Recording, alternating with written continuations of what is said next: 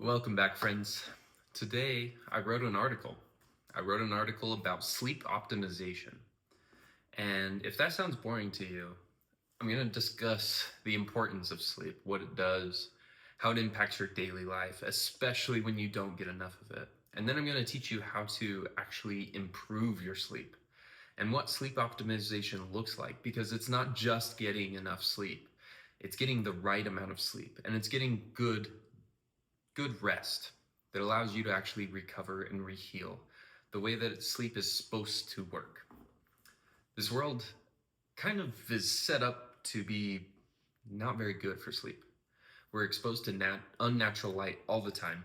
We're exposed to screens at the touch of our fingers.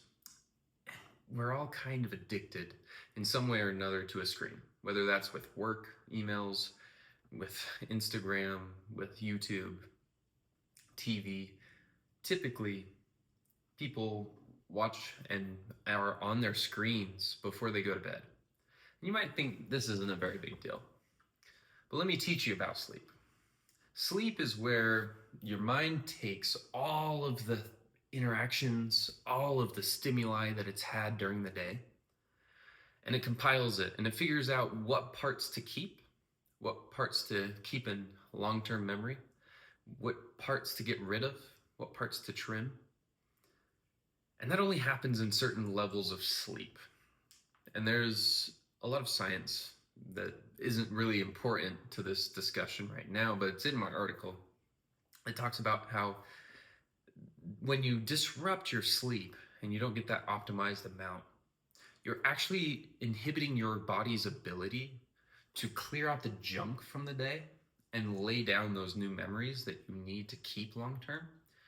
So your memory starts to fail a little bit, not dramatic, but your ability to remember new things, your ability to learn new things, to stay attentive to whatever you're trying to learn will go down dramatically. This is really important if you're a student. I had friends when I was in college, surprisingly, and a lot of them had the most inconsistent sleep schedules, and they were always confused why they were tired and they had a hard time in class. If you're struggling in class and you notice your sleep schedule is inconsistent, you might want to take a look in the mirror and realize that you're causing problems to your memory and your ability to focus. Even if you're getting the same amount of sleep every night, if the time is changing, that you wake up and go to bed by more than 30 minutes, either way, you're going to have problems with attention, memory, recall, and just your overall ability to remain focused and remember things that you're trying to remember. Learning things becomes much harder as well if you're unrested. If you're like me and you care about your gym gains, this will also be important to you, because it doesn't matter how good your training is. If you have shit sleep, you're not going to be able to recover, because that's the time where your body actually has the ability to take some of the calories and all of the nutrients that you've had during the day, plus the workout that you've gained, that you've gone through for the day. And it actually has time to use those nutrients, use those calories to repair. Use that protein goal that you're hitting to repair the muscles that you've damaged from your training session. If you're not getting consistent sleep, your body struggles to do this. But we're talking about what sleep does. We should talk about how it's controlled. So I'm sure you've heard of it, but if you haven't, it's called the circadian rhythm. And the circadian rhythm is basically your internal clock. And it tells your body when it should be alert and when it should start winding down to get ready for bed. And typically, back when we didn't have digital screens and we didn't have artificial light, this was mostly due to the sun. The sun would rise and our bodies would naturally start creating chemicals to keep us alert, keep us awake. And as the day got longer and the wavelength of light that was hitting our eyes started getting slower and softer as evening set, we'd actually start to calm down and wind down, and naturally you'd get more sleepy. Now we don't have this as much because you click a light, you click a switch, and you have artificial light right in front of you. You're watching this video on artificial light right now that is interacting with your circadian rhythm. This isn't always a bad thing, but it is something that you need to learn about because it is impacting your circadian rhythm right now, and you can use that to your benefit. In the mornings, if you wake up before the sun, if you're a shift worker that has an early shift, it's going to be hard to get sunlight because the sun doesn't rise for the next few hours. What are you supposed to do? Well, it turns out that you can get a really, really bright light, and you can look at it and get ready while you're looking at these bright lights. And what that does is it works kind of like the sun. It's not as good, but it does help. It helps get rid of those sleepy feelings, those sleepy chemicals that you've had from a good night's rest. And it starts to set your circadian rhythm. Bright light in the morning helps set you up for success later on that evening when you're going to bed. Something else you can do is you can focus on your sleep hygiene. And I talk about it more in my article that you can read on my Substack in the link below. But you can focus on having a cool room, having clean bedding.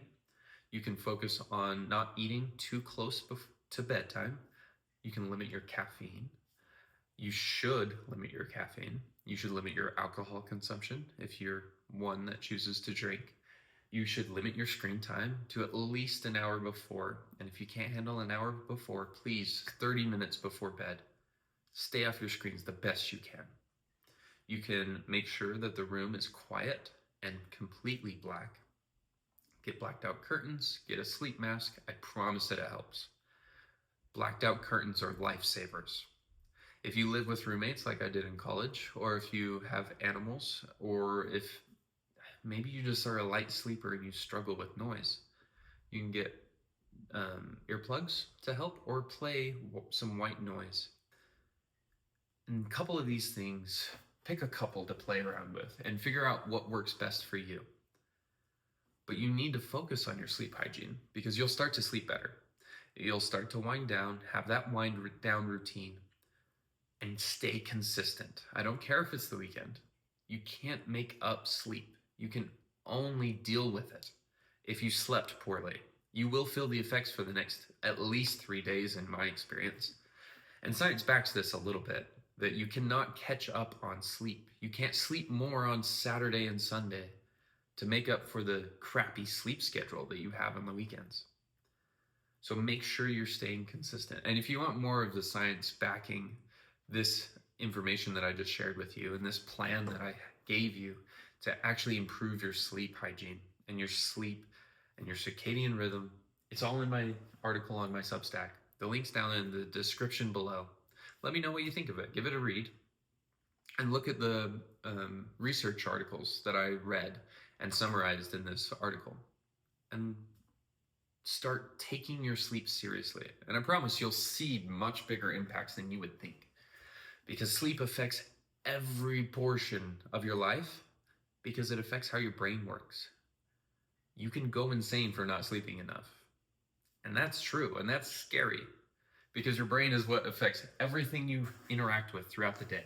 So you will be better equipped to handle stressful situations, depression, anxiety, long, hard days at work, hard conversations you need to have, anything that you need to do, anything you want to accomplish.